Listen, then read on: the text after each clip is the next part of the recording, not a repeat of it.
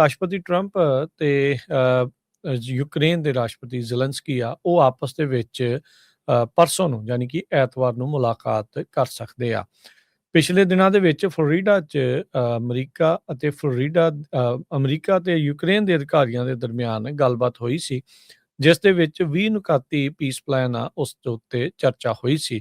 ਜਿਸ ਤੋਂ ਬਾਅਦ 'ਚ ਯੂਕਰੇਨ ਦਾ ਜਿਹੜਾ ਰਾਸ਼ਟਰਪਤੀ ਜ਼ੇਲੈਂਸਕੀ ਆ ਉਸਨੇ ਕਿਹਾ ਸੀਗਾ ਵੀ ਉਹ ਡੀਮਿਲਟਰਾਈਜ਼ਡ ਜ਼ੋਨ ਵਾਲੇ ਪਾਸੇ ਨੂੰ ਝੁਕ ਰਿਹਾ ਹੈਗਾ ਆ।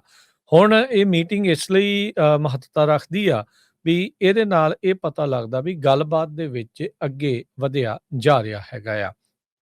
ਪਿਛਲੀ ਵਾਰੀ ਉਹਨਾਂ ਨੇ ਇਹ ਕਿਹਾ ਸੀਗਾ ਵੀ ਮੈਂ ਮੁਲਾਕਾਤ ਜ਼ੇਲੈਂਸਕੀ ਦੇ ਨਾਲ ਉਦੋਂ ਹੀ ਕਰੂੰਗਾ, ਟਰੰਪ ਹੋਣਾ ਨੇ, ਵੀ ਜਦੋਂ ਪਤਾ ਹੋਊਗਾ ਵੀ ਡੀਲ ਜਿਹੜੀ ਆ ਉਹ ਕਲੋਜ਼ ਹੋਣ ਵਾਲੀ ਆ, ਵੀ ਡੀਲ ਦੇ ਉੱਤੇ ਸਮਝੌਤਾ ਹੋਣ ਵਾਲਾ ਆ।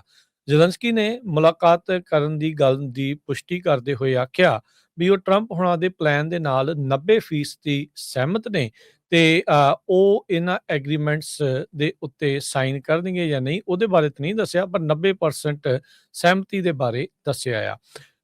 ਕਹਿੰਦੇ ਵੀ ਅਸੀਂ ਇੱਕ ਵੀ ਦਿਨ ਹੁਣ ਗਵਾਉਣਾ ਨਹੀਂ ਚਾਹੁੰਦੇ।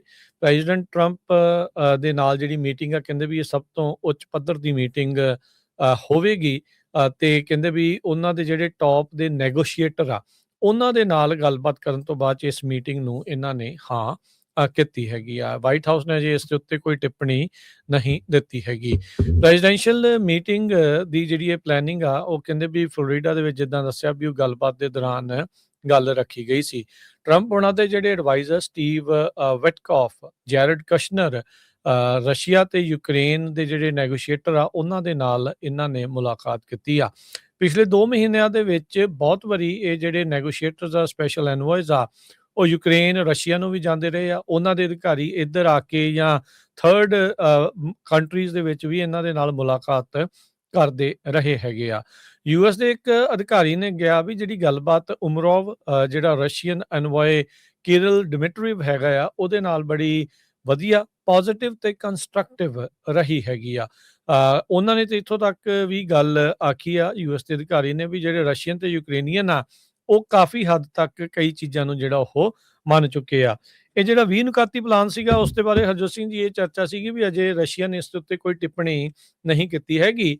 ਹੁਣ ਇਹ ਮੰਨਿਆ ਜਾ ਸਕਦਾ ਹੈ ਵੀ ਸ਼ਾਇਦ ਵੀ ਕਿਉਂਕਿ ਟਰੰਪ ਤੇ ਜ਼ੇਲੈਂਸਕੀ ਦੀ ਮੁਲਾਕਾਤ ਹੋਣੀ ਆ, ਵੀ ਲੱਗਦਾ ਹੈ ਵੀ ਰਸ਼ੀਆ ਵੀ ਇਹਨਾਂ ਚੀਜ਼ਾਂ ਦੇ ਵਿੱਚ ਸਹਿਮਤ ਹੋ ਗਿਆ ਹੋ ਸਕਦਾ ਹੈਗਾ ਆ। ਸੋ ਕਹਿੰਦੇ ਵੀ ਕ੍ਰਿਸਮਸ ਦੇ ਦੌਰਾਨ ਵੀ ਇਹ ਜਿਹੜੀਆਂ ਗੱਲਾਂ ਬਾਤਾਂ ਆ, ਨੈਗੋਸ਼ੀਏਸ਼ਨਸ ਆ, ਉਹ ਚੱਲਦੀਆਂ ਰਹੀਆਂ ਹੈਗੀਆਂ ਆ ਤੇ ਉਹਨਾਂ ਨੇ ਕਿਹਾ ਵੀ 24 ਘੰਟੇ 7 ਦਿਨ ਹੀ ਨੈਗੋਸ਼ੀਏਸ਼ਨਸ ਦੇ ਉੱਤੇ ਗੱਲਬਾਤ ਜਿਹੜੀ ਉਹ ਹੋ ਰਹੀ ਆ ਬਿਹਾਈਂਡ ਦਾ ਕਲੋਜ਼ ਡੋਰਸ, ਤਾਂ ਜੋ ਪਿਛਲੇ 3-4 ਸਾਲ ਤੋਂ ਲੱਗੀ ਹੋਈ ਜਿਹੜੀ ਲੜਾਈ ਆ, ਜੋ ਰਸ਼ੀਆ ਨੇ ਹਮਲਾ ਕੀਤਾ ਸੀ ਯੂਕਰੇਨ ਦੇ ਉੱਤੇ, ਉਸ ਨੂੰ ਖਤਮ ਕੀਤਾ ਜਿਹੜਾ ਉਹ ਜਾ ਸਕੇ। ਸੋ ਬਹੁਤ ਸਾਰੇ ਡੀਲਸ ਦੇ ਵਿੱਚ ਅਜਿਹੀਆਂ ਮੱਦਾਂ ਆ ਜਿਸ ਨੂੰ ਲੈ ਕੇ ਜ਼ੇਲੈਂਸਕੀ ਹੋਣਾ ਨੇ ਜਾਂ ਯੂਕਰੇਨ ਵਾਲਿਆਂ ਨੇ ਆਪਣੀ ਸਹਿਮਤੀ ਨਹੀਂ ਸੀ ਜਿਹੜੀ ਉਹ ਰੱਖੀ, ਪਰ ਹੁਣ ਲੱਗ ਰਿਹਾ ਹਰਜੋਤ ਸਿੰਘ ਜੀ ਵੀ ਇਹਨਾਂ ਨੂੰ ਇਹ ਨਜ਼ਰ ਆ ਰਿਹਾ ਵੀ ਬਗੈਰ ਸਹਿਮਤੀ ਤੋਂ ਇਸ ਦੇ ਵਿੱਚ ਕੁਝ ਬਣ ਨਹੀਂ ਸਕਦਾ।